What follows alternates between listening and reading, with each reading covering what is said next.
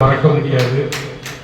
அது என் வாழ்க்கையில் எப்பொழுதுமே என்னுடைய பணியை இன்னும் மெருகூற்றத்தான் செய்யும்.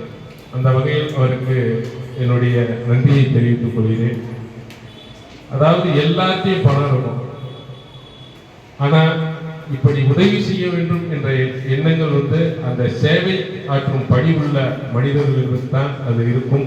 அந்த வகையில் ராமநாதன் அண்ணாச்சி சிறப்பாக செயல்பட்டு கொண்டிருக்கிறார். அதாவது ஒரு இறைவன் நமக்கு வழிகாட்டணும்னா அதுக்கு துணையா யாராவது ஒருத்தர் இருக்கணும். எனக்கு யாருன்னே தெரியாது, கண்ணா கிரானைட்ஸ் அவர்கள். அவரும் சொன்னது போல ஒரு நல்ல மனிதர். அதாவது நான் பல டொனேஷன்லாம் வாங்கியிருக்கேன். அவங்க டொனேஷன் வாங்கி கொடுக்கறதுக்கு முன்னாடி என்கிட்ட பேரம் பேசுவாங்க. எனக்கு டொனேஷன் வாங்கினதுல எனக்கு ஒரு 10% கொடுங்க, 20% கொடுங்க.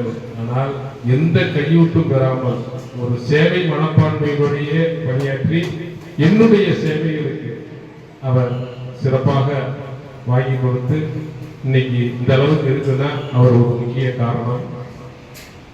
அதேபோல் என்னுடைய நண்பர் ராஜசேகர் சார், சேவை என்பது அவரிடம் தான் நான் கற்றுக்கொள்வேன். நான் எந்த இடத்துல நான் சொன்னாலும் என்னுடைய சேவை பணி என்பது அவருடன்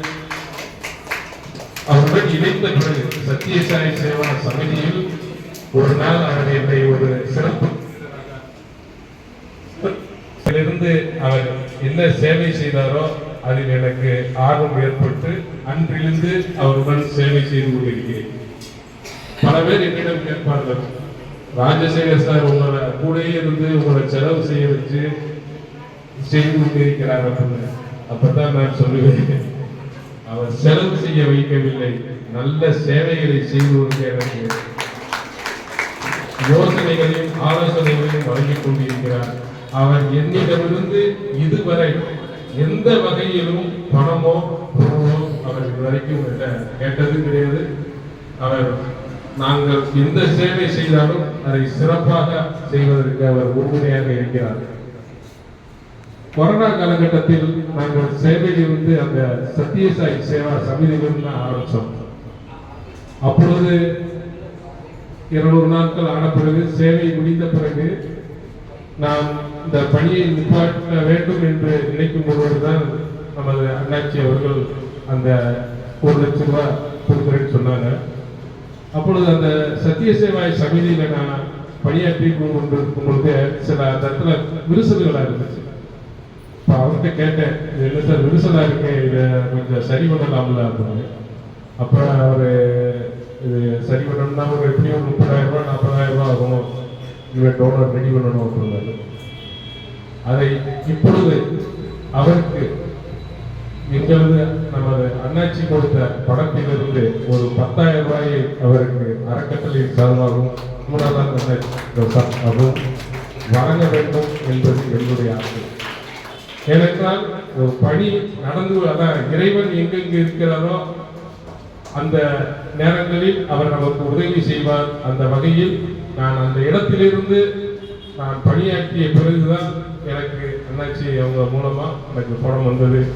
அதை நாம் மறக்கக்கூடாது என்பதற்காக இந்த தொகையை அவருக்கு வழங்குகிறேன். அதேபோல் நமது செல்வகுமார் சார் என்னுடைய நண்பன் தான் சொல்றேன். ஆக்சுவலி இன்னைக்கு நான் அவரை அழைக்கவே இல்லை, அதுதான் முக்கியம். இங்க நண்பர்கள் என்கிட்ட ஒரு 5 பேர் இருக்காங்க.